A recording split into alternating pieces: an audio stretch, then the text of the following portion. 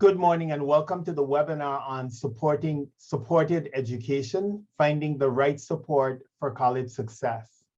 We are honored that Dr. Maria Paiewonsky and Ashely Luce accepted the invitation to present today. Before I officially introduce our presenters, please allow me to address a few logistical items. I am Will Francis, Project Director for Post-Secondary Education at the UCLA Tarjan Center. The Tarjan Center at UCLA is a federally designated Center for Excellence in Developmental Disabilities and your host for today's webinar.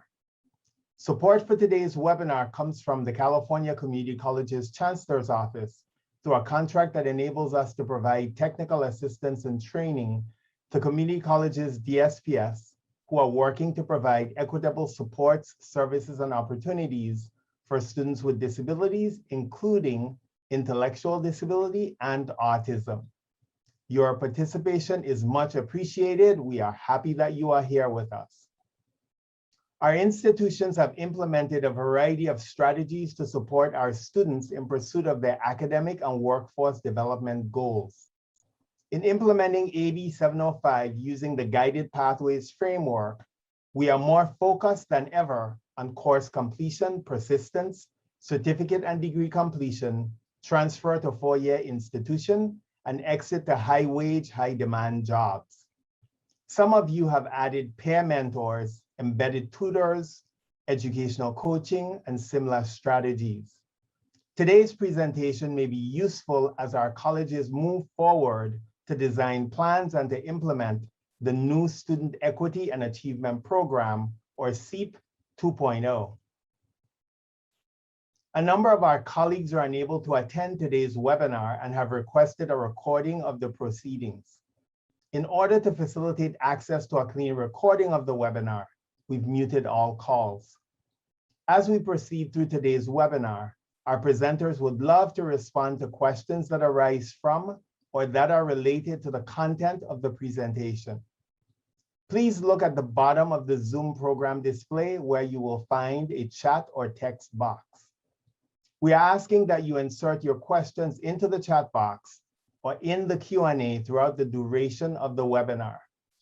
We will address your questions and welcome you to submit as many questions as naturally arise.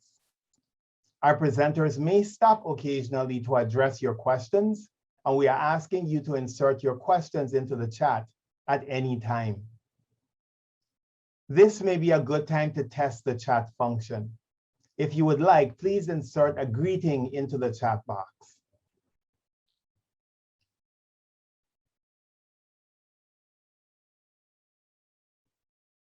I see some of you are doing that. Thank you. Now I will provide some information about our presenters. Dr. Maria Paiewonsky is a program director and transition specialist at the Institute for Community Inclusion at the University of Massachusetts, Boston. She served as a training and technical assistance provider for state and national initiatives that support inclusive post-secondary education opportunities for students with intellectual and developmental disabilities, specifically college-based transition services. Dr. Paiewonsky has coordinated numerous secondary and transition-related projects, and she works with teachers, college staff, interdisciplinary team members, students, and families to develop positive and inclusive college, work, and community outcomes. Dr. Paiewonsky, this is not your first rodeo with us, but I'm pleased that you joined us again today. Ashely Luce is a program coordinator at the Institute for Community Inclusion at the University of Massachusetts, Boston. She oversees the Massachusetts Inclusive Concurrent Enrollment Initiative on campus, which supports inclusive dual enrollment opportunities for transition-age students from the greater Boston area. This includes hiring and training peer mentors and overseeing educational coaches. Ashely's background includes disability services in higher education, specifically working with students as an academic coach and educational coach. She also consults with the faculty on academic supports for students. Ashely also has previous experience providing student retention efforts for students who are considered at risk. In her role within the Think College National Coordinating Center, she consults on the areas of college-based transition services and disability services. Thank you for joining us today, Ashely. And now, without further ado, here is Dr. Paiewonsky. All right, everyone. Well, hello. Thank you so much for this opportunity to talk again about supported education. This is something that is extremely important in the work that we do supporting students with disabilities, particularly students with intellectual and developmental disabilities here in Massachusetts and actually across the country. So it's something that's kind of near and dear to our hearts. So I'm introducing myself, and I'm just going to turn it over for a second so you can hear Ashely's voice because she will answer some of the questions. Hi, I'm Ashely. I'm the program coordinator at UMass. Okay. This is my voice. Thank you. Thank you. Okay. So first of all, before we get started, this is just an opportunity for Ashely and I to let you know that we are part of the Think College National Coordinating Center here at the University of Massachusetts, Boston. If you haven't heard of Think College, hopefully you have, you might know then that we provide all kinds of training and technical assistance to people who are getting funds to do this work, as well as many people who are not getting the federal funds to do this work. So we answer lots of questions from all kinds of stakeholders about how to get started, how to address issues, how to find funding, and most importantly, how to make sure that students are having a good, positive post-school experience that's going to lead them to the kinds of goals that they want. So Think College does a lot of research, as well as the training and technical assistance, and is also sharing all kinds of publications to make it possible for people and make it as easy as possible for them to expand this work. So that's just a little bit about Think College. So what are we hoping to do today? All right. Basically, we're really hoping that we are sharing examples and giving you ideas about how to build your supported education methods in your higher ed practices. And also we are hoping that you will think about 2 new ways to incorporate these supported education strategies as they align with your work. And Ashely is going to be sharing particularly some strategies that she uses with students and, with peer mentors and educational coaches to support their work. So I always like to start just with this slide. To make it clear what we're talking about when we talk about supporting students with intellectual developmental disabilities, because that really is the focus of the work that we do, although we know that the practices we're using really benefit so many other students. But the way when we first get started with this work, especially in new colleges, oftentimes people are thinking that we're talking about a traditional way of going to college, which means you're taking tests, you are writing essays, and you are degree seeking. And you are seeking, if eligible, you are seeking reasonable accommodations from disability services.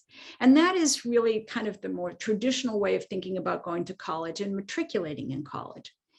But other students, particularly all the students that we find near and dear to us at Think College, are those students who might be accessing college in a non-matriculated way and an alternate way. And what we mean by that is they are not necessarily taking placement tests, they're not completing a high school diploma before they enter, but they might be using like person-centered planning to articulate their goals.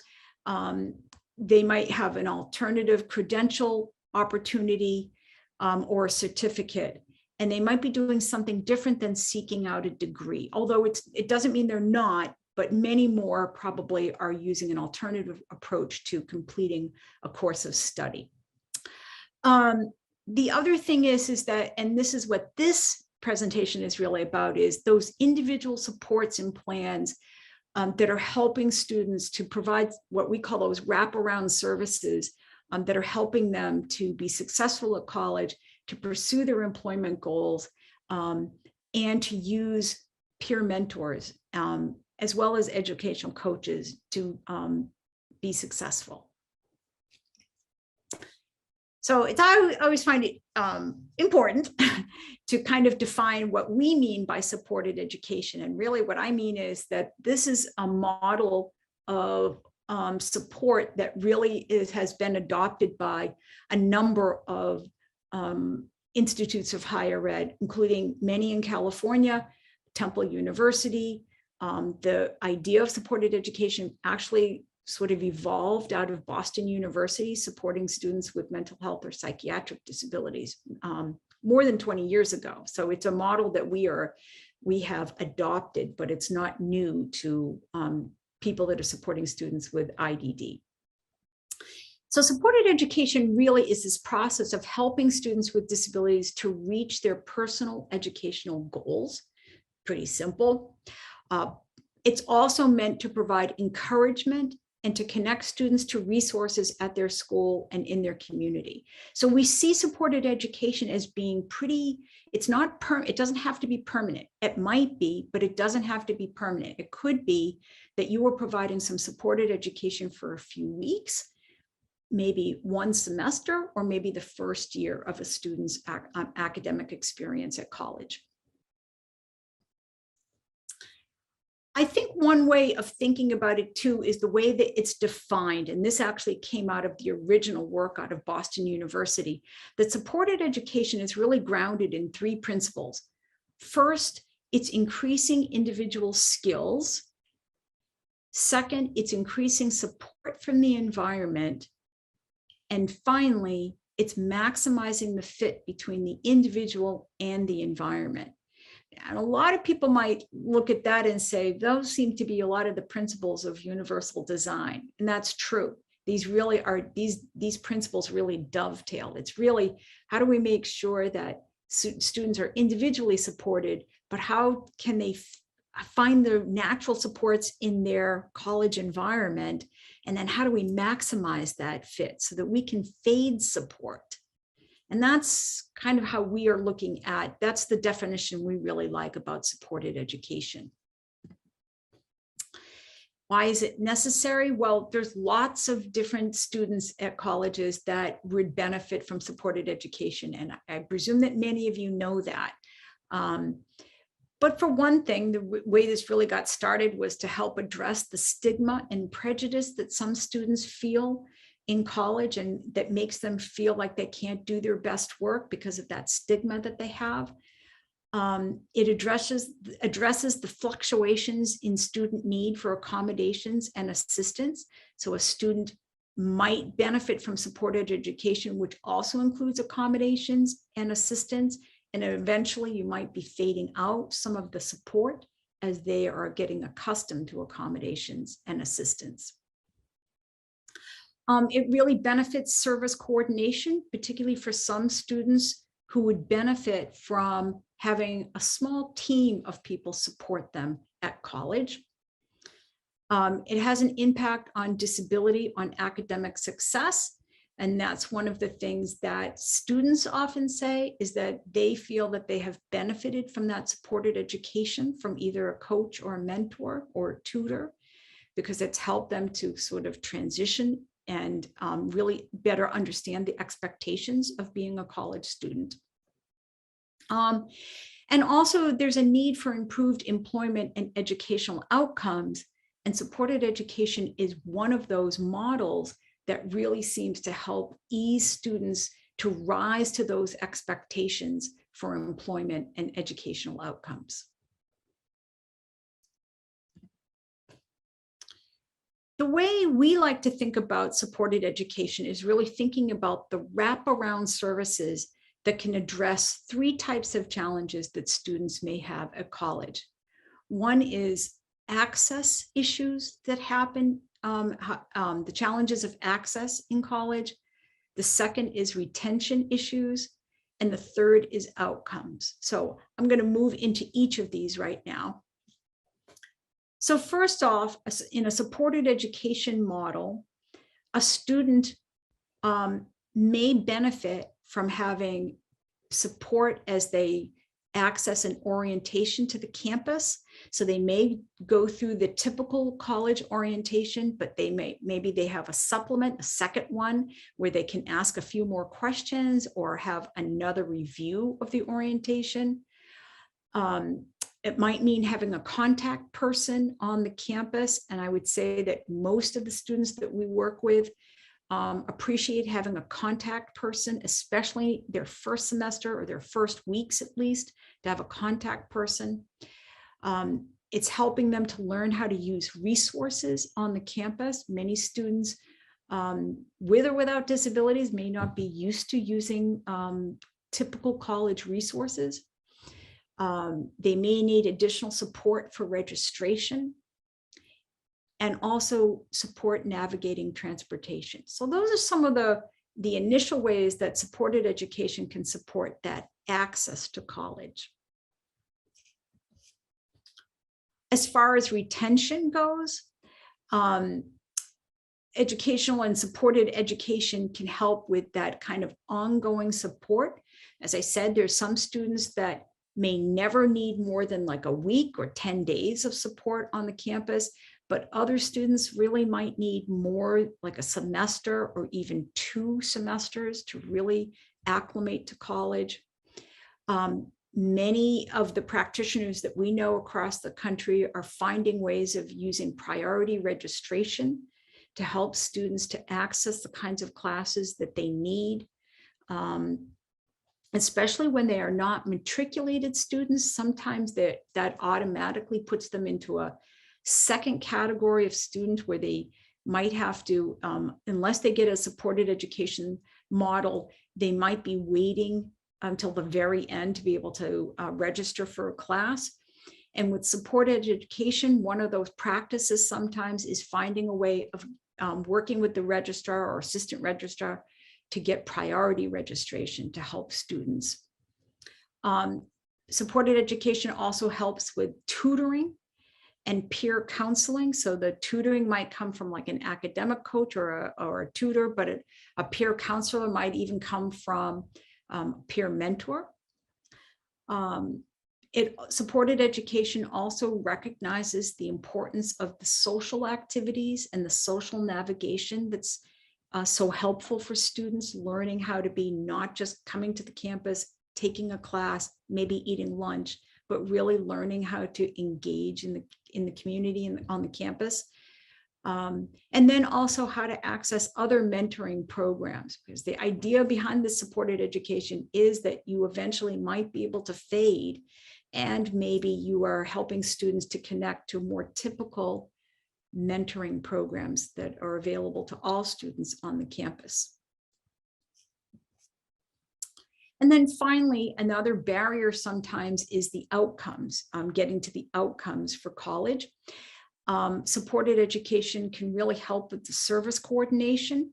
And for some students, that might just mean really understanding the difference between the registrar's office, the bursar's office, the disability services office, the tutoring, the academic support, as well as the student activities office.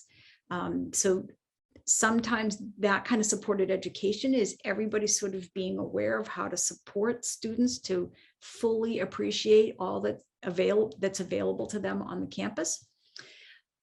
Skilled academic counseling, which sometimes, especially the students that we often are supporting, are not used to having that kind of academic counseling. And in a supported education model, one of the things you're trying to do is direct students to learn how to use the more typical academic supports that are on the campus.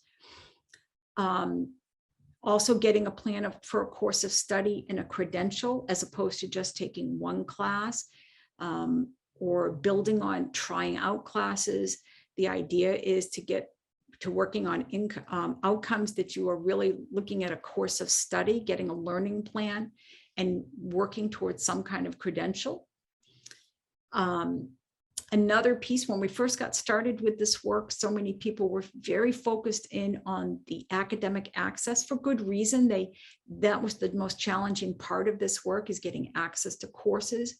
But what we have really talked about is how much this should also be including career development activities and connecting with career resources. And another part of supported education is that ongoing monitoring and coaching that could be fated. And that's another thing that we really emphasize in supported education is the extent to which we can help to connect students to natural supports and fade the more formal supports of supported education.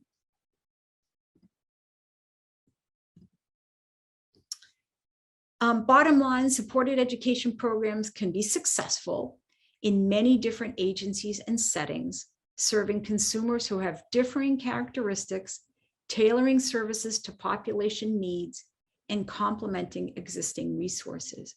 And the reason that I'm putting that out there, you see that goes back to 2004. That's when this was originally conceived as a support system for people with psychiatric disabilities. But even then they knew the wraparound services we're talking about are services that and supports that really can benefit a very wide range of students.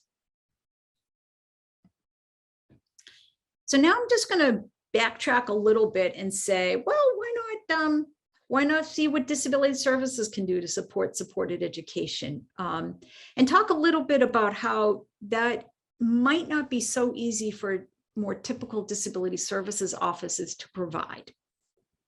So I'm going to talk a little bit about, just show you a few slides on some statistics on the work of disability services offices and who is accessing those.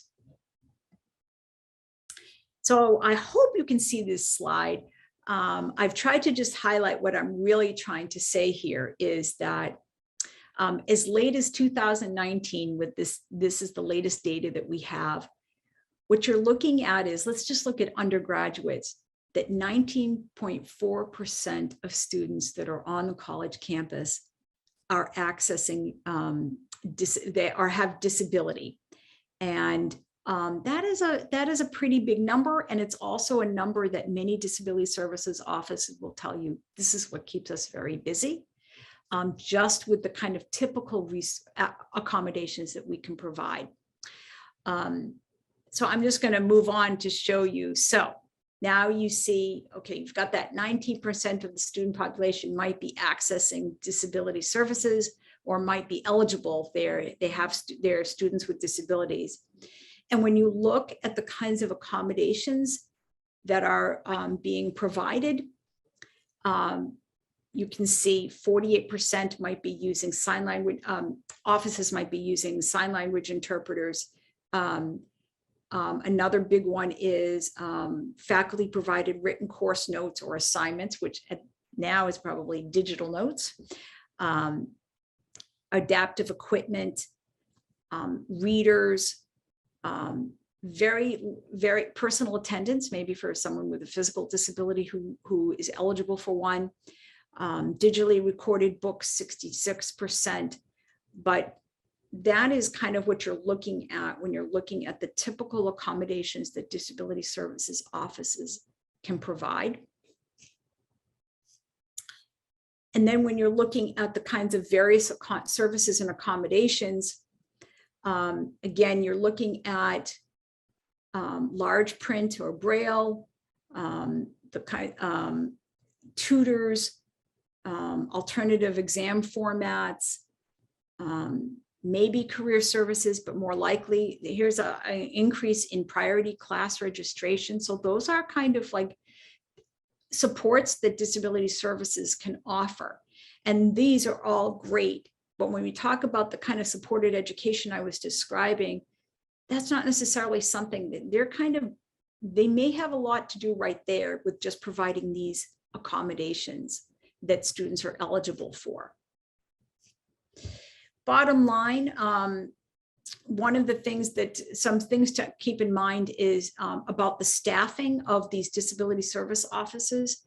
It's an average of 1 full-time staff in a disability resource office supporting campuses with 1,500 or less students, with an average of 13 full-time staff for campuses with 30,000 or more students. I mean, that's that's that's a big ratio there of staff to students.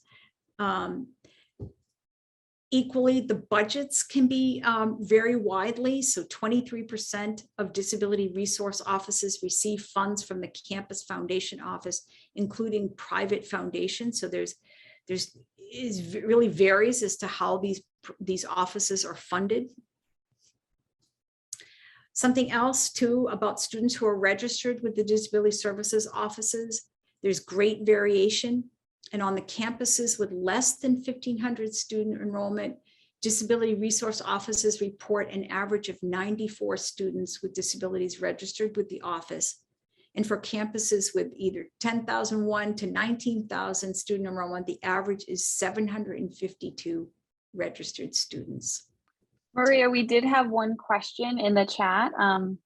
The question is that NCES data of 19% is higher than I've seen in my research. This is from Lisa. Granted, my data is prior to COVID. I wonder if more people with disabilities are beginning to use services since this is from 2021.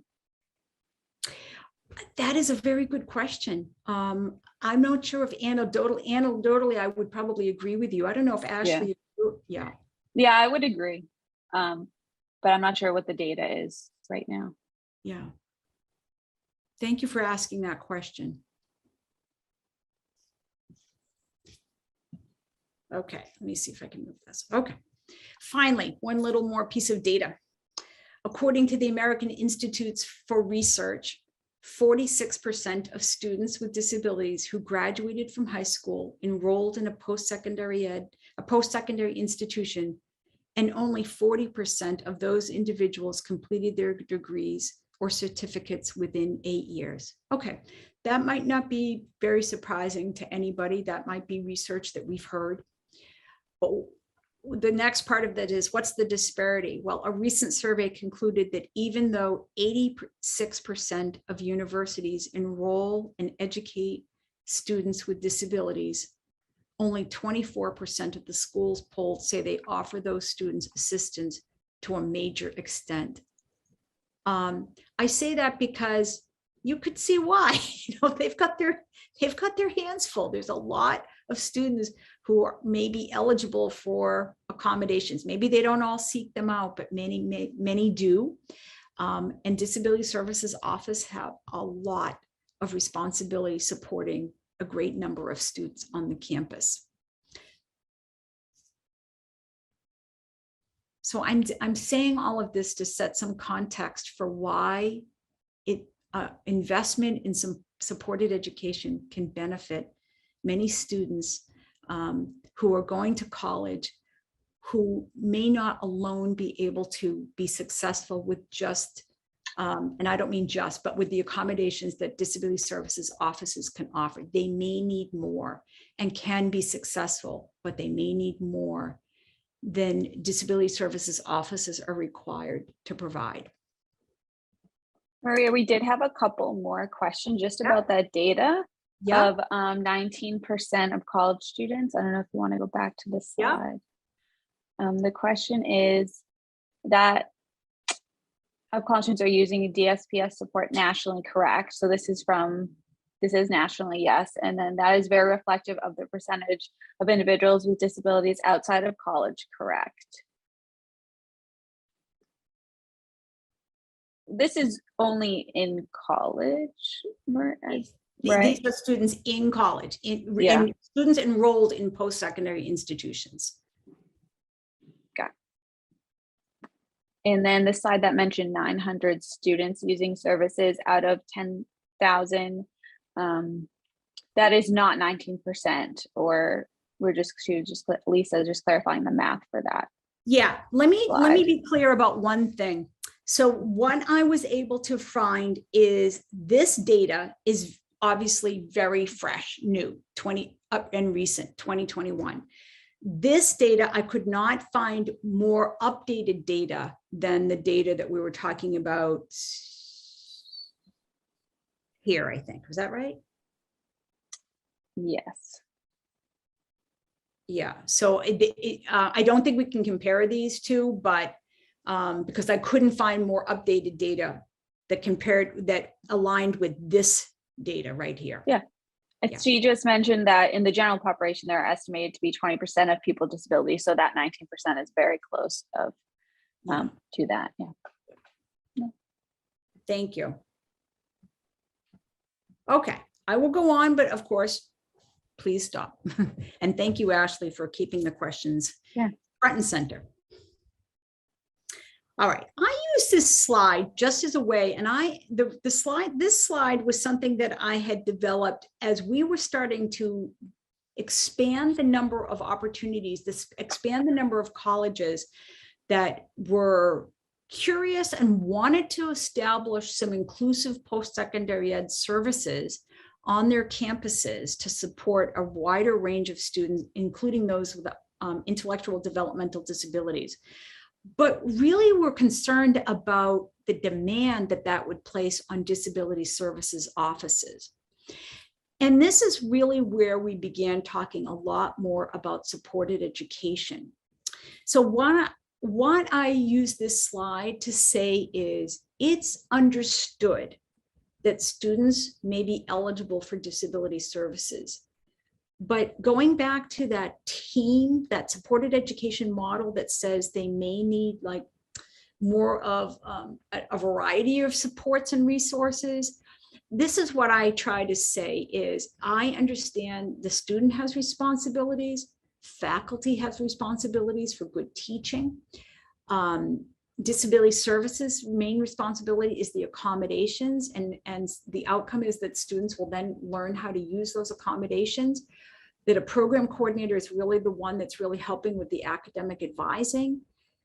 But those two that I'm showing you, the ones that have the arrows there, these are the ones where we're saying, this is what makes this model a little bit different, because we're talking about students who may need extra academic coaching, and they may need peer mentoring, or let me put it this way, they may benefit from both those things, but particularly they might benefit from the peer mentoring as someone who can really help them navigate.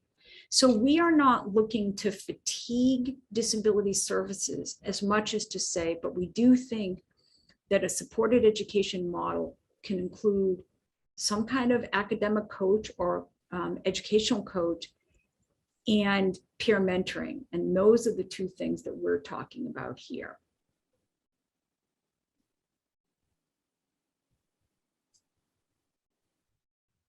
So again, why I've put a screenshot of this guide here on supported education, because I think, if I'm not mistaken, this comes out of, and I think I put the citation at the very end, but I think it comes out of California. So why adopt supported education practices? Okay, so one is it increases class enrollment and completion. It can really help to support students to succeed in their classes. It's going to increase self-esteem when they have this connection, this person that they can connect to, or people that they can connect to, or helping them to navigate the campus. It provides a greater ease in the transition to more typical campus activities. And I think you're going to hear Ashley has included some interviews where that's exactly what a student is saying. This person helped me to better understand what I could take advantage of on the college campus. And that there's no greater use of educational accommodations that they're entitled to. So again, we're not looking for students to have any more access to those typical disability services accommodations. Those accommodations they're entitled to. What we're saying is some students might benefit from the supplemental supports that they could get. So again, the access, retention, and outcomes, I'm just reminding you of that as I say. So how do we make this, how could you look at this in a more concrete way?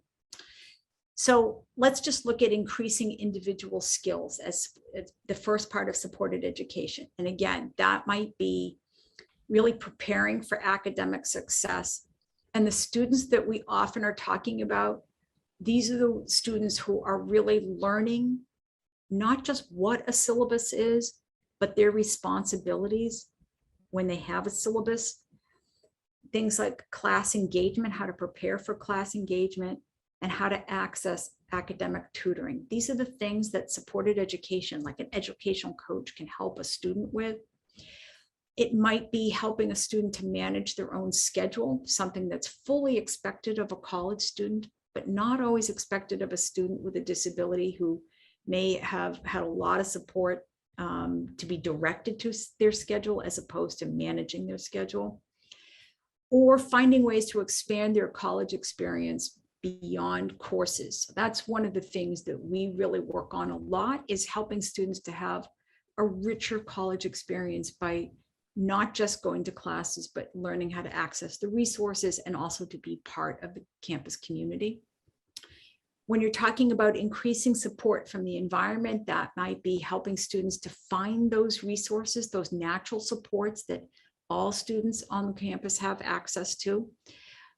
It might be supporting a student to meet with an instructor, something that is not always easy for a student with a disability who was accustomed and had the right to have somebody communicate for them.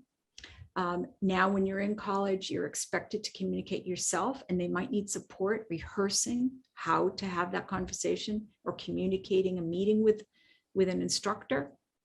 Or maybe something like using a college app to find information and resources. Most colleges now have their own apps, and that might be, how do I learn how to get support from my college environment? The app might be one of those ways. And then when you're talking about maximizing the fit between the individual and the environment, okay, that might be really promoting universal design for learning. And so for many of you who might be working with faculty, or you are faculty, you would know those principles of UDL that are on college campuses and how they benefit many more students. It might mean a program of study that meets the needs of the students. So many students, especially students with intellectual and developmental disabilities, who might need a different approach to earning a credential of some kind. It might be paying a little bit more attention through a supported education model on how to develop a program of study that both meets their needs and meets the needs of their future employer, or employers, I should say.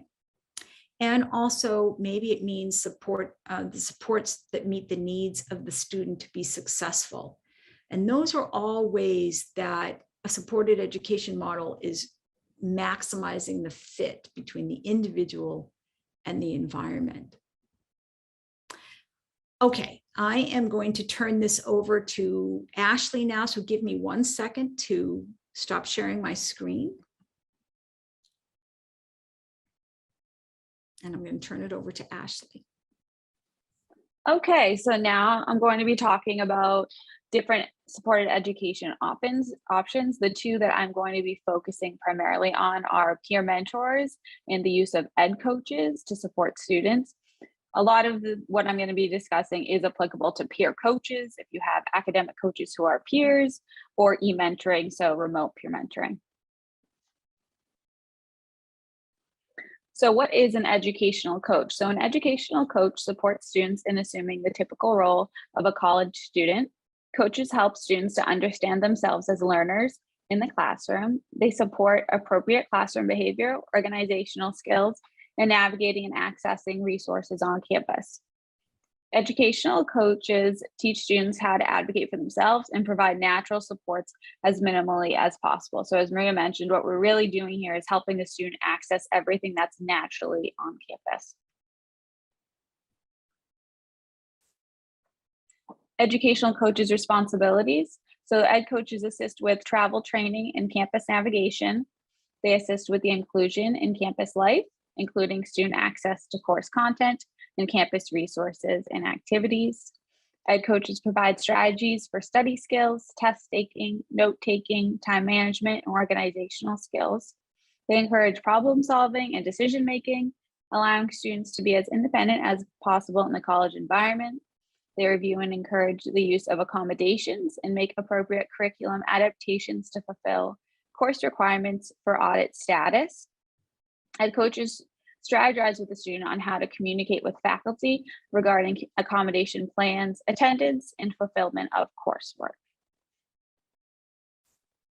So when it comes to ed coach training, there are 3 things that we will review with coaches who are attending with a student. The first being the student ed coach agreement, where the roles and responsibilities of both parties are reviewed. So the student will share what they need support with while they're on campus, whether that be navigating or just, connecting with a peer, speaking with their faculty. And then the ed coach then will know during their time together on campus where they will be needed to support the student. Next thing that I'm going to review on the next slide is a student intake form. This form is something that is very common in disability services offices, but what we did is we did tweak this form a little bit to encourage, to showcase more of the wraparound supports that the ed coach is providing to the student, and also how there's a section on there about the student's interests, which I'll share. And lastly, a lot of the times our ed coaches will need a little review of just faculty expectations. Some folks may not have been in college for many years. They may never gone to college. So learning the difference between high school and college, what faculty expect of students, and really how they can best support the student in the classroom by embedding themselves in the natural supports that the professor is providing and the disability service office is providing. Especially for students who take classes for audit, a lot of times the lines might be a little blurred in terms of what the professor is expecting, how the student can approach the professor. So those are all things that are covered with the ed coach.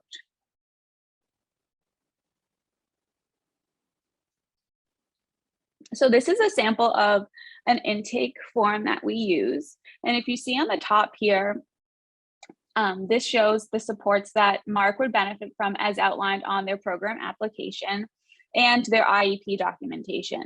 So for example, Mark would benefit from a breakdown of complex assignments and tasks, repetition and review, and frequent check-ins. So right then the ed coach will know, okay, these are some things that I should keep in mind while working, some strategies to keep in mind while working with Mark. We like to include students' interests on here because ideally, as this is support education model, we want the student to be connecting with their peers, connecting to campus in all aspects, and that includes their personal interests. So I include a little blurb here, just so you know, Mark's interested in playing basketball, he enjoys listening to music. This is just a little blurb about Mark. Due to a lot of staff turnover as well, sometimes we run into the issue where the same ed coach may not be attending as frequently with the student. So with this document, we always revert back to it and share it with whoever is working with the student, so there is more consistent work being done and everyone just knows who the student is and what they need.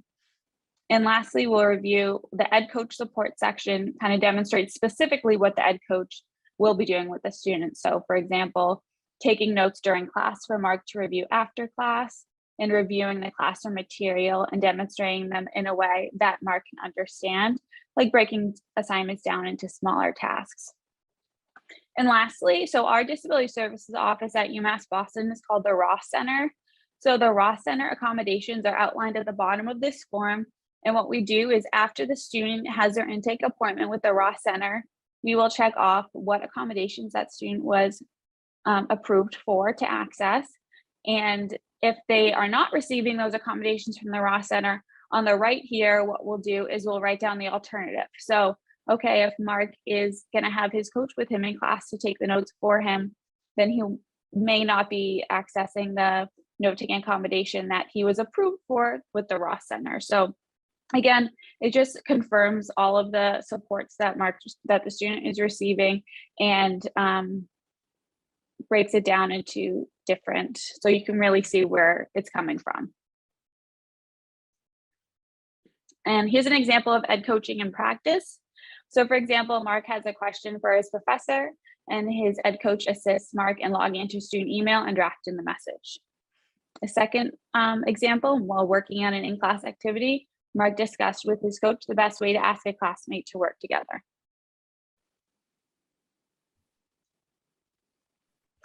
So the peer mentor piece, peer mentors serve as a role model and liaison between his or her mentee and the campus community. Peer mentors support access to campus and community resources. They act as social navigators.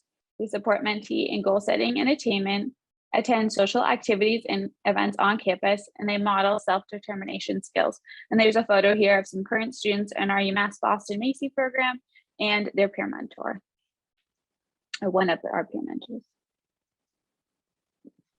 So for peer mentor training, some topics that we cover is our overall program goals. We also cover people first, language, and basic etiquette when working with students with intellectual disabilities. And then we review the student that they're working with, specific interests and goals. So this can be mirrored, that's also referenced in that intake form that I showed. So for example, if I have a student who's working on connecting to offices on campus, then I can share that with the mentor so that the mentor knows, okay, this is something I can keep in mind as something to do with a student on campus, and just to share how I use that office on campus. Me and the mentors will meet weekly and we'll discuss the social and academic progress of the students who they're meeting with. And we plan for campus engagement, social activities, and connections to campus resources. We also have an activity worksheet that we will review together. So this is an example of a peer mentor activity worksheet that we use. As you can see on the left here, it just shows different activities that the student can do with their mentor. And on the right is just notes for the mentor to take based on their experience and how it went. Like I said before, so we actually had a student in the program whose goal was to visit career services. And this was something that was noted with the mentor during their work together. And it even broke, well, you'll hear from Bella later, but this, so a lot of times it might just start with an intro to the office and not going straight to make an appointment. So it's more intentional peer mentoring and really taking the time to just include little tidbits about it. Strengths and goals makes all the difference, and it really keeps the mentors thinking on their toes while they're working one-on-one with the student, just of, you know, the student's background. And now we're going to hear from Bella. Generally, I like to introduce the idea of the resource a little bit in advance, and it varies by student how much time it takes to make that adjustment.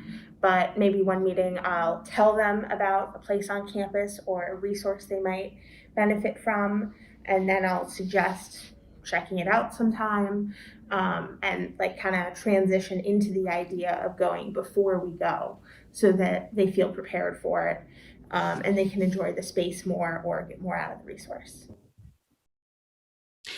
Ashley, we may need to increase the volume for the next one here. Okay. I typed it all out. And before we get going, there was a question. Generally, I like to Oh, sorry about that. Go ahead. That's okay. Was there any liability issues regarding boundaries and or potential abuse between the peer mentor and the student? Before I answer that, Ashley, do you know, in your own direct experience with peer mentors, have you come up with this or prepared in any way for this?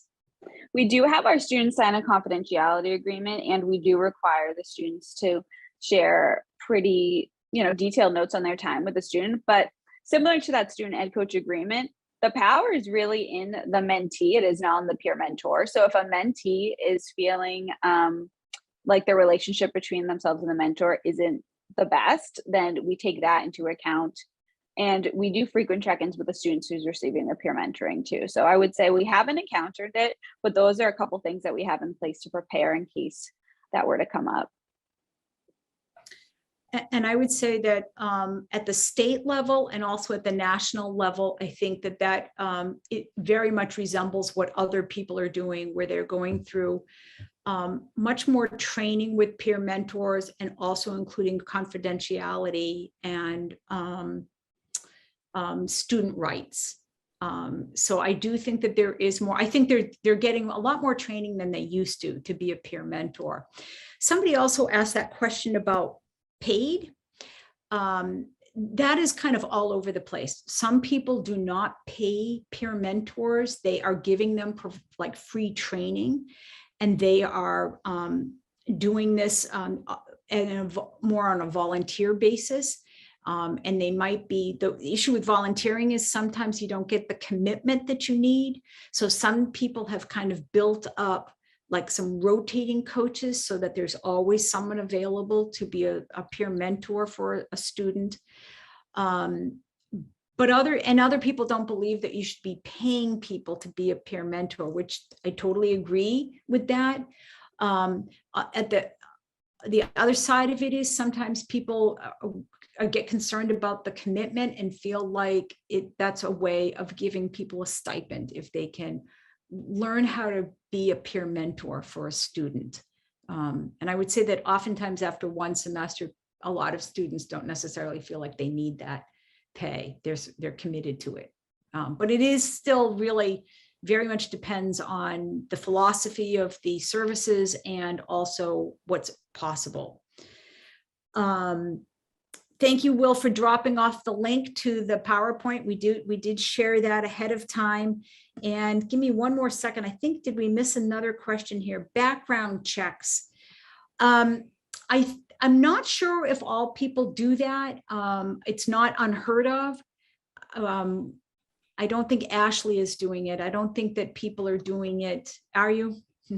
We aren't, but I'm not sure. I don't think at UMass student employees have a background check. Yeah.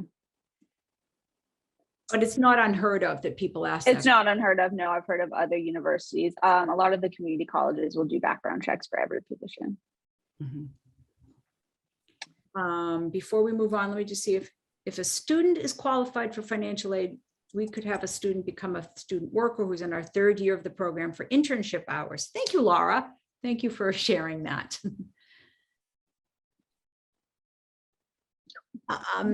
Okay, we'll go on, Ashely. Okay. Generally, I like to introduce All right, so peer mentoring in practice. So here's an example of peer mentoring.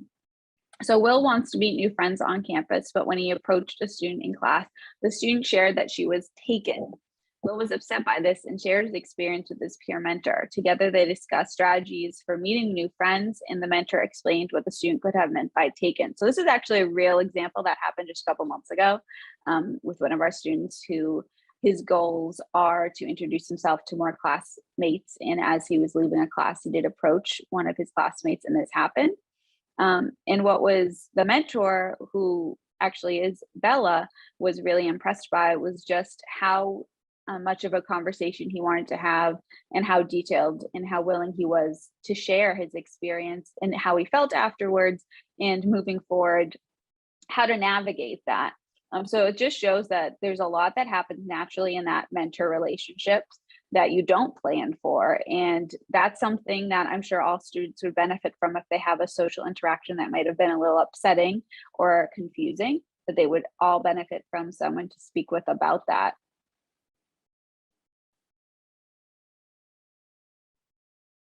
So now we're going to hear from Tatiana. Let me make sure my sound is all the way up. What's it like going to UMass Boston? UMass Boston, when I go to UMass Boston, my college classes here at the Macy program, I feel more independent. I can explore the campus. I can meet with my peer mentors, like text with them, go into different activities, go into different clubs that they have. Awesome. How has Trisha, your ed coach, helped you? Trisha, my ed coach, has helped me at my high school, which is called Somerville High School in Somerville, Massachusetts, where we review notes together. She even takes notes in class at the day of the exam. She will give me the notes, and I will use those notes for my exam at the Tarjan Center. What is most helpful about having a peer mentor? Most helpful for me for having a peer mentor, you get to explore games. Like recently, a couple months ago, like one of our old peer mentors invited us to a basketball game. So I went with. Oh, sorry about that. I went with me and another friend from here, and we supported him, and we met one of our peer mentors there. My peer mentor has connected me with campus by text. We text each other when I arrived on campus. We text each other, so then we can plan where we can meet, we can have lunch together. She can help me with homework if I don't understand. Awesome. Is there anything else you'd like to share? She also helps me, like if I don't know where my new classroom is, you can ask them where your class is, and she showed me where my class is. So as you can see, Tatiana has such a great perspective of how she's used her supports with her peer mentor and her ed coach to access campus, and just asking questions like, how do I get to my classroom? And even just the note taking that the ed coach is willing to share. I think too, What's it like I'm going to sorry. UMass Oh, Boston? sorry, Maria. that's okay. That's what happens when we have the video. You have to kind of click over it to get to the next slide. But it does start with the video again. But one thing I really like about what Tatiana is saying, and this is something that for us is like, yay, is getting that chance to participate in an evening activity, to go watch a basketball game and to do it with a peer mentor, because that is the challenge that we have, is getting students to engage in activities, you know, besides class and the lunch and maybe something in the afternoon. And so for us, this is a win-win for us, that she is able to talk about, you know, participating in an evening activity. We did have a question. We can share those resources that we shared, the intake form and the peer mentor training. What's it like going to? Sorry. And this is another peer mentor training on Think College. Yeah, this is actually developed by peer mentors at Virginia Commonwealth University. They actually, after I think like a year of supporting students, these are college students who developed their own tutorials on how to support students. So Think College has highlighted these because these are actually generated right from the field.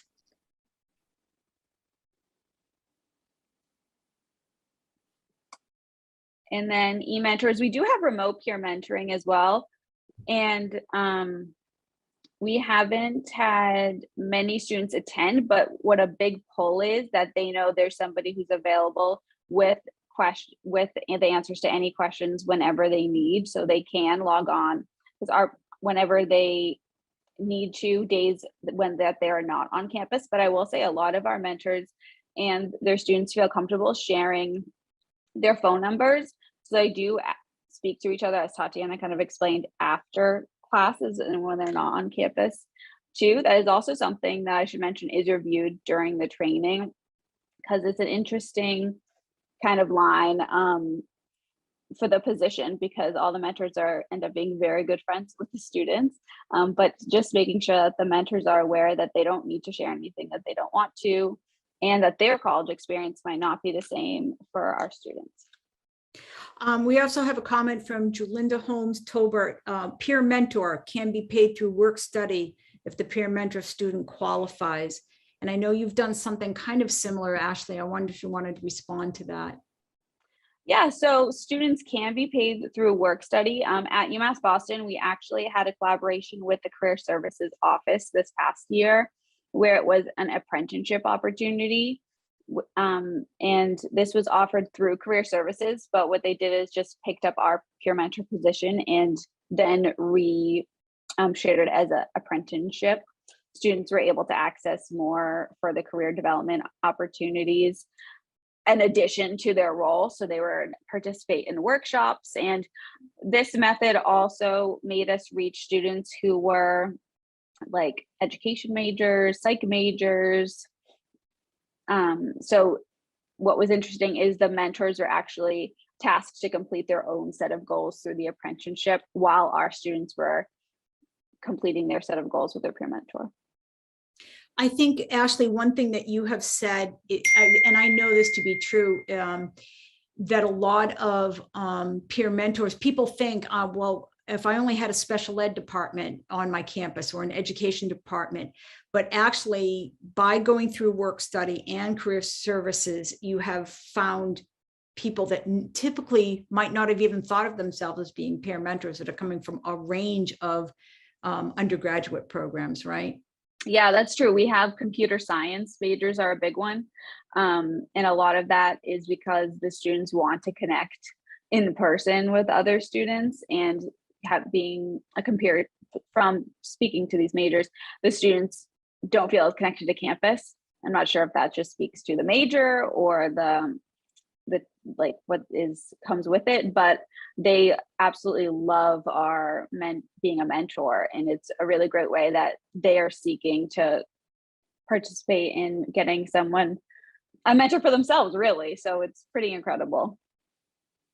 I think I might have missed a question about the difference between peer mentors and ed coaching. And let me just preface that by saying it can get very blurry, the line between those two roles. But technically, what we're trying to say about educational coaches is the educational coaches are really the individuals that are really helping students academically, and also helping them to like take advantage of career or campus resources and learn how to manage themselves on the campus. And what we're really hoping the peer mentors are doing is actually more helping them to socially navigate around the campus. So although these lines can get very blurry, like I just showed you with the undergraduate students creating those tutorials, some people are using peer mentors for all of the above. We are actually trying to separate out a little bit that peer mentors can be peer mentors, just that, peers. So I wish I had a clean answer for you. But. Yeah, so the only thing I'll add to that is, you know, a lot of the times I'll find that the ed coaches just naturally want to continue to hang out with the students, and they're excited to be on college campus. So that's something I'll make clear during our ed coach training, is that peer mentor time is peer mentor time, and it's a time for them to sit aside and answer emails or, you know, read a book, but separate themselves from the student so that the student can be independent. Okay.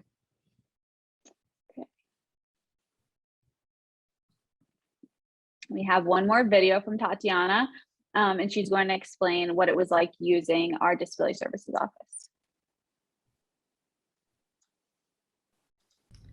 What has it been like using the Ross Center? The Ross Center is very helpful at the campus when you get to know them. Like when I had my intake appointment, it was just me and Ashley, who's here at the UMass Boston, came with me, and like I told the Ross Center lady what disability I have, what combinations is helpful me in class, and she understands. And they help you, like you get to take, like recently last week I scheduled an exam for myself without Ashley, so the Ross Center will show you how to do that. So what I really love about the way Tatiana explained this is how she was able to access the Ross Center, get to know campus, and then she was able, at the time she's done explaining, she was able to access and schedule the exam by herself. So it just shows how that support in practice, how she did it. She is now doing that independently, and all it took was a little bit further connecting to resources and with that support. And I think Tatiana is a good example of somebody who, without that supported education, that without that coach helping at first, she might not have understood the steps that are involved in scheduling her own exam. But so this is a success for us for supported education. This is what we want. We want to see that we provide you some support. We provide you that extra instruction that you might not get otherwise, and then we can fade away because you got it. Right.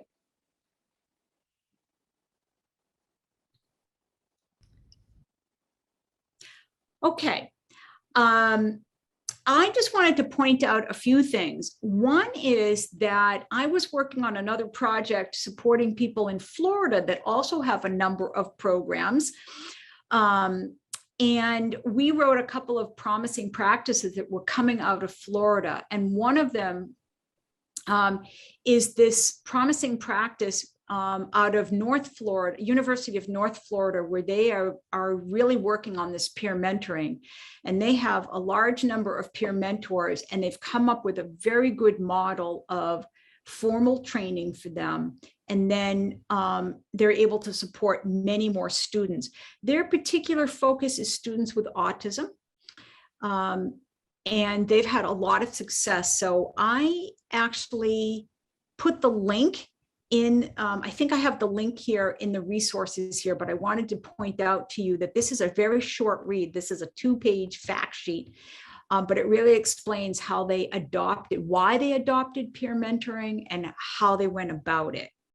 And they are accessing a formal training, a digital training. So, and that information is in there too. So I just wanted to point that out.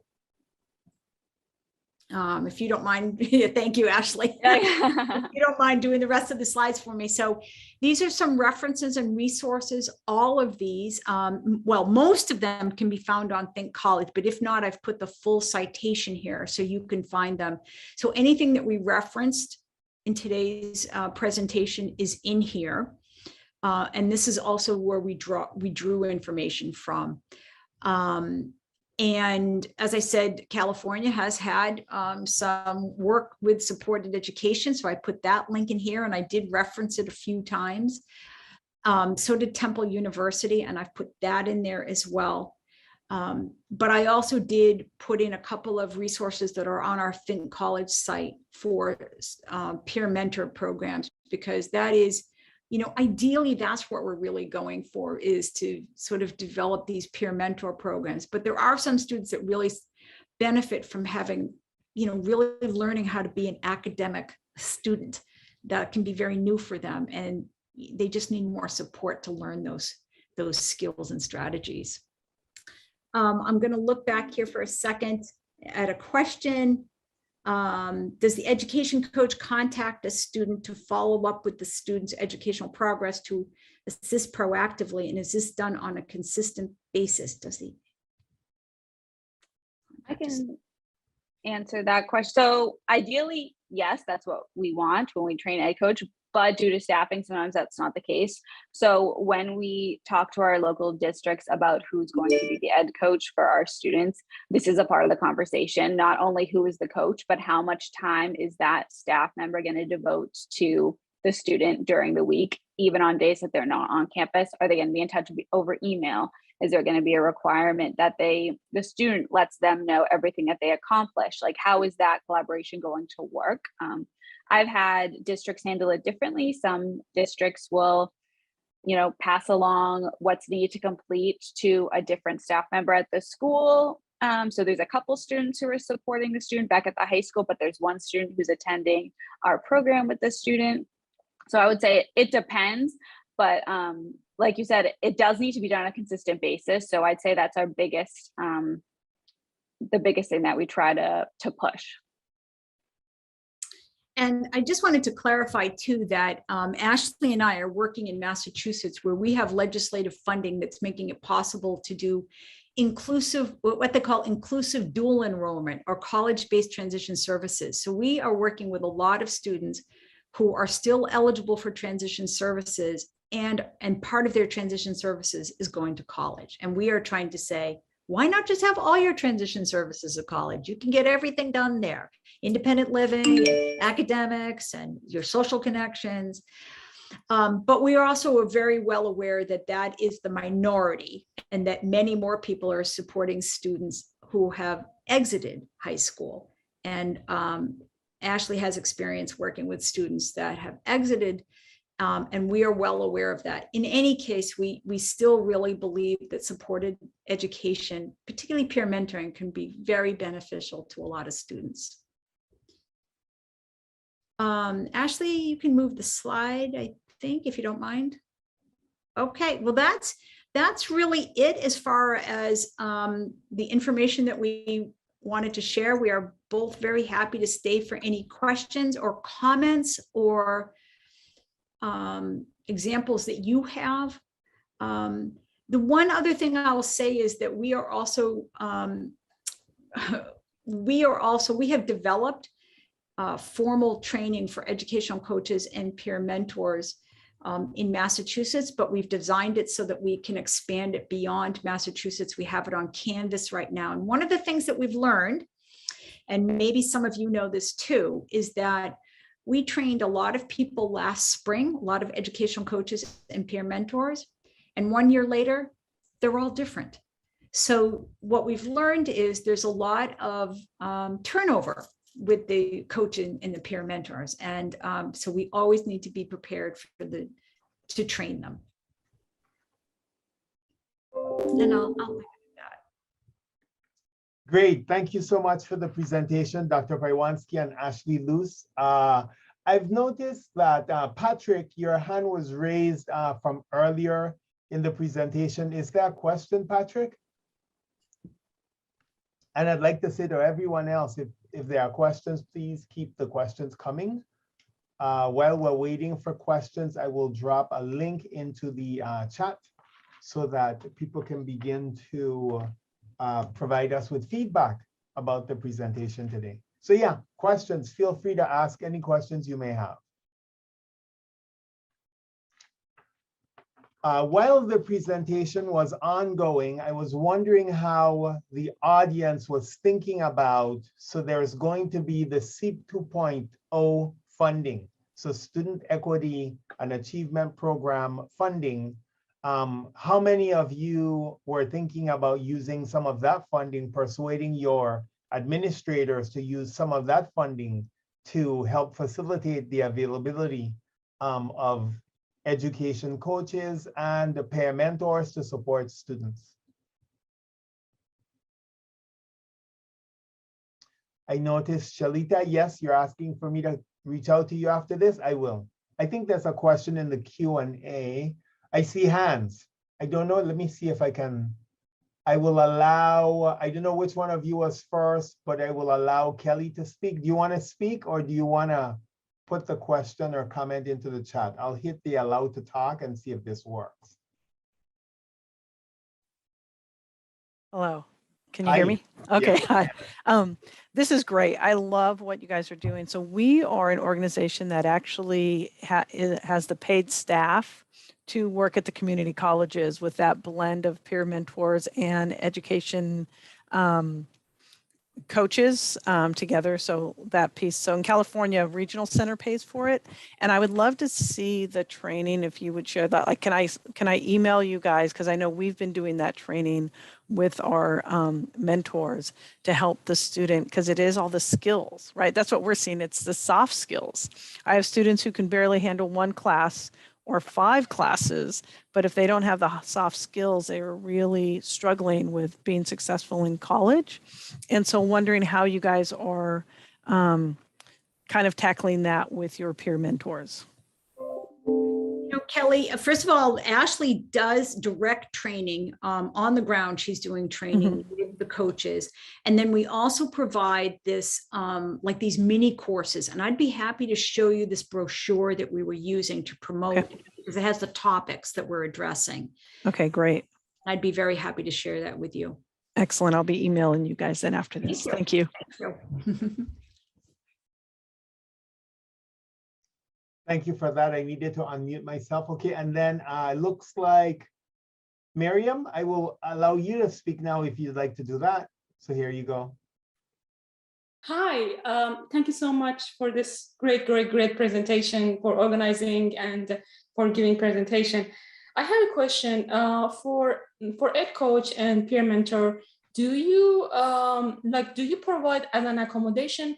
Do the students, is it the compulsory that you link the student with Ed Coach, or the student has an option as an accommodation to go for Ed Coach or Peer Mentor? How do you link them?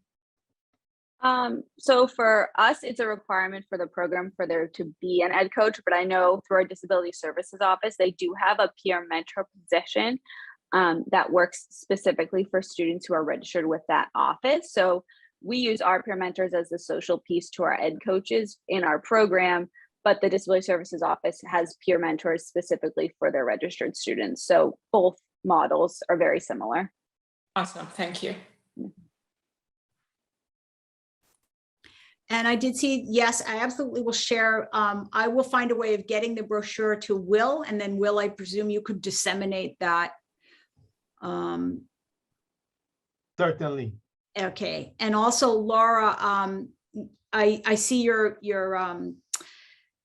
comment about student workers, required student workers to complete their confidentially and video signed agreement.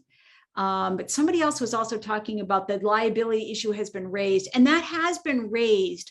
I think what we, to the best of our ability, we try to recommend that people follow what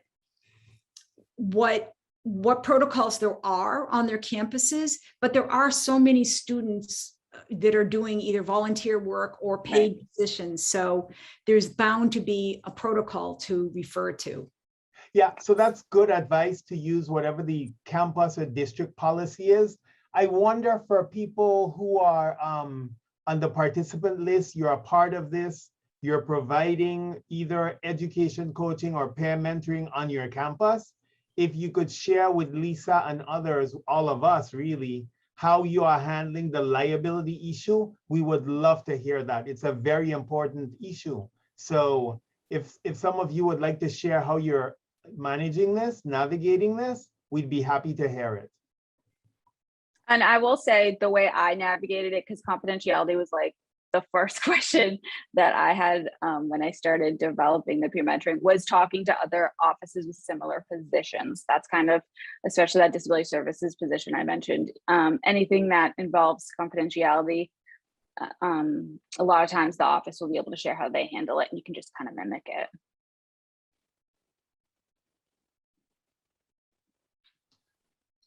Yeah, so Lisa is further explaining that, you know, some within her institution, they view students with intellectual and developmental disabilities as vulnerable.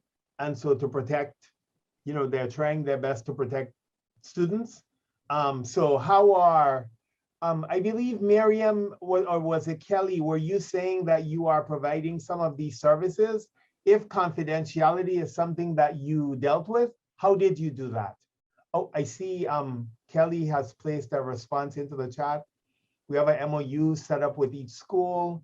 We have our staff go through the HIPAA training, and we also have our staff get background checks as volunteers on campus. All of our staff are paid. Thank you for that response, Kelly. If there are any other comments that you think are germane to this, please feel free to chime in, and others, we'd love to hear from you on this. The only other thing that comes to mind kind of related to this is the student code of conduct. We'll share that with the students who are in our program, but also we'll remind our peer mentors of the student code of conduct too during training. So Kelly, I don't know if you want me to unmute you. I can do that. There's a question about which institution you're from. I'll unmute you a minute. And then there's another question. Maybe Ashley and Dr. Paiewonsky, you could take a look at the next question while I'm muting Kelly. So Kelly, I think you're unmuted. Okay, can you hear me now? Okay. We can, yes. So we're with Ability First. So we have a college to career program, and we started at Pasadena City College. We're now with LA City College. We actually have a student at UCLA. With the pandemic, we've been able to do remote support. And those are people that usually go through our program. And so ours is paid. All of our staff are paid. And so somebody asked, do they do the accommodation academic counseling? We kind of follow the model like you guys do of what we do is we connect the students with what the services are on campus. And so then we coach them how to get a tutor, we coach them how to use the library, whatever it is. And so what our, they're called education coaches is helping the student become a college student, as well as helping them bridge to becoming a young adult. We see a lot of our students, by the time they get to college, they know every bad thing about them. Their IEP is negative based, right? It is just, they can tell me all of their challenges. They can tell me all of these things. So we really focus on person-centered planning, where we're talking to the student of what are you good at? What is important to you? What are you willing to work for? And helping that student kind of identify who they are. Because by the time, you guys probably see this too, by the time they get to you through an IEP program, that's as much as our first year with a student, of helping them understand they have skills and talents and dreams that they can reach. So that's part of what our education coach is doing, as well as saying, this is a syllabus and your mom's not going to do it for you, right? Let's figure this out. This is Canvas. How do you use Canvas? And so our coaches do daily, we do 3 different debriefs a day with our students, where we're meeting with them every 2 hours saying, okay, what is your goal for 2 hours? So really helping them kind of work their way away from us. So that's kind of our program. When you're saying, what is it? We're doing a little bit of both, as well as peers. Sorry, Kelly, if you would indulge us, what ultimately funds the services you provide? Are you a regional center vendor? So we're regional center vendored through 3-4 regional centers now. And then we've also started becoming the transition program for the 18 to 22-year-olds for high schools. As some of you guys know, the high school as robust as some families would like. And so we become the program for them. Do you mind dropping a link to your I can't hear you. organization in I'm the sorry. chat? Well, Oh, I you just said- cannot? Did you say you can't hear me? I can hear you, Will. Yeah, I don't know. Let's see if I can. Oh, okay. So Kelly, if it's okay, if you could put the link to your organization in the chat, that would be great. Or maybe I can reach out to you via email if that works. That's interesting. It looks like she's speaking, but I don't see anything happening. can you hear me now? I can hear you. Yeah. It was weird. I could see you were talking. I couldn't hear you. It's like somehow it all got taken away. I'm sorry. Okay. I'm glad that you persisted. I'm glad that you're back. So do you mind providing information about your organization in the chat? Maybe Sure, I can do that. Yeah. We'd appreciate that. Thank you. Was there someone else? Looks like Lisa found it. Oh, yeah. Something that Kelly mentioned too, I think is important. Just the idea that when the students get to campus, not everything is as planned as it is back at the high school with the transition programs. And even just that sense of freedom is new and exciting. So, yeah. Great, thank you. And then there was a question above. Do your counselors focus on accommodations, or do they also offer academic counseling? I'm not sure if that question was for Kelly or. I think Kelly answered that. Okay. Yeah. Great. All right, are there more questions? We have some time. While we're waiting for additional questions, again, thank you so much, Dr. Paiewonsky and Ashely, for sharing the wealth of your knowledge with the California community colleges. I see Kelly has said they also help parents learn how to let students be independent. Self-determination is critical. So it's important for the students to be expressing what they want, that they want to be in college, what their goals will be, and what their outcomes will be. Yeah, and I just want to say I really appreciate that point, because we've often talked about on the parent side, what we're also preparing parents for, hopefully through IEPs or before they come to the college, is that dignity of risk, but also calculated risk. How are we helping students to stay safe? And what if they didn't feel comfortable? And where do they go? And who do they talk to? And, you know, really helping parents to understand that that is also part of our work of building mature college students. Thank you. I'm still noticing hands raised. Kelly and Miriam, were those hands raised from before, or would you like to? Okay. Anyone else? Laura Baca asked a question earlier. Laura Baca is one of our experienced folks at a college to career program who has some really good professional and lived experience as an education coach. So I thought her question was a really prescient one, the one regarding what's the difference between a peer mentor and an education coach. If there are any additional questions, please feel free to throw them at us.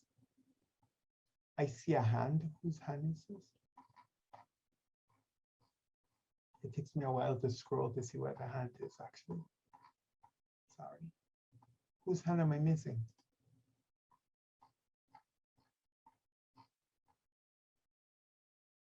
Will, I see a question from Anthony. Okay, sure. Are there exceptions where ed coaches are providing the tutoring? If so, do the students and family support network become reliant on where it delays their transition? You know, to the most part, we really are very cognizant of this idea of not becoming over reliant on supports. So particularly our student coach agreement is meant to be revisited every semester. So the student says they need this support this semester. Okay, the student and coach agree to that. But then by the end of the semester, before the beginning one, now what do you need support on? So we really are from the very beginning looking at it's clear you might need some support. We're happy to give it to you, but how are we fading it? Because it's not assumed that you need that support. You're learning, so you might not need that support, you know, indefinitely. So I think that's one of the ways we're trying to handle that. The question after that one is, are there any college level training programs to train ed coaches and mentors? If I could just jump in with a little bit of that, I wish I could remember the name of this peer mentoring, but that's why I put that fact sheet in there from University of North Florida, because they are using a generic kind of peer mentoring that there's 3 different levels of this kind of peer mentoring. And so I would take a look at that fact sheet because they've had some real success using it. And that might be one approach to take. Laura, I see your hand. If you don't mind, I will allow you to speak because maybe we need a little more elaboration on your question. You're asking about whether or not there's a workshop for parents at the beginning. So can I unmute you and then do you mind elaborating a little? You're unmuted, Laura.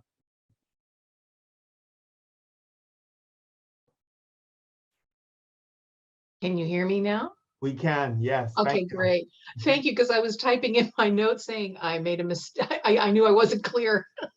You know, a lot of times what happens, and actually I've adjusted what I was going to ask, but a lot of times I've noticed what's been happening with some of our students about mid-semester, because we've been really focusing on, we've had some independent ed coach workshops that talked about adulting.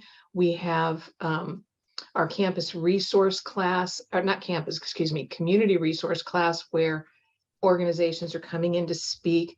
And then we have our communications class. And as students are beginning to learn to communicate more, problems are arising at home. And so the parents are not realizing some of how this is as students growing in the process. And this has happened, I've noticed more so this first year and maybe with some second year students as they begin to grow. So I feel like maybe we do a little disservice to the parents by not letting them maybe halfway through kind of get why some of their students are acting more independently, because that's part of the goal of the program. Does anyone do any type of a check-in with the parents, have a workshop or anything that they offer? That's my question. We host, I put it in the chat, but we host an orientation for our parents at the beginning of the semester. I kind of wait till the end of September so that they have more, the student gets a chance to share with their parents what's going on campus before we start that conversation with the parents. And then that's more just broadly what the program is like. And it really goes into, it's the same that has been shared here today. What are those roles and what are their responsibilities of the ed coaches and the peer mentors? That's the question I probably get the most from parents is, who are the mentors and what is their training like? Because they might get a little nervous as to who this new student is working with their son or daughter. I know that we do an orientation. I don't think that we wait a month in to do it, which might be a good suggestion. Usually the parents are wanting to know if, how their student will be safe on campus. I mean, that's been one of the questions that over the last 2 years, we haven't had to worry about, but it's starting to come up again as we're doing our new interviews. But yeah, that would be my one thing, is to see how, not just that first time, but it's a reminder, because they haven't changed yet. It's when they start to change that the parents don't remember that what they're learning is creating an opportunity for them to change. So Yeah. that's just my thought, maybe a way to revisit it somewhere down the line. Yeah, I would say the feedback from the first semester of the same parents to the second semester, they get it then, you know, come second semester, they get what's happening, they see the progress of the student, and they're more trusting in just the program in general and the student attending campus. One other thing I'd suggest is I've opened up campus visits with parents. So if the student wants to have their parent join them on the campus visit, you know, that's one thing, a lot of new college students have their parents with them on their first, call it campus visit anyway. And that has eased a lot of nerves for parents too. Okay, thank you. Great, thank you for that. We have another comment from Kelly in the chat. She indicated that they have a 6-week discovery program prior to the semester starting. They are working with students and working on their skills in the community. We meet with the family after the 6 weeks and ask what are the changes they are seeing. So sort of before and after, right? Like what improvement is being seen. And it's good to continuously evaluate and to measure, because that's how we know if we're making any improvements. That makes sense, totally. Okay, thank you. Thank you so much for joining us today. Thank you to Dr. Maria Paiewonsky and to Ashely Luce. It's been wonderful. Thank you for, again, sharing from the wealth of your knowledge with the California community colleges. Thank you to the 28 individuals that have hung out here with us to the very end of this. If you have additional questions, Dr. Paiewonsky is really good at getting back to me with responses and with sharing resources. So if you have questions, please let us know. Thank you so much. Again, please complete the evaluation. It's how we know that what we're providing is helpful, and it helps us also to determine areas for additional webinars or topics that are of interest to you. Thank you so much again for joining us, and have a safe and wonderful rest of the day and week.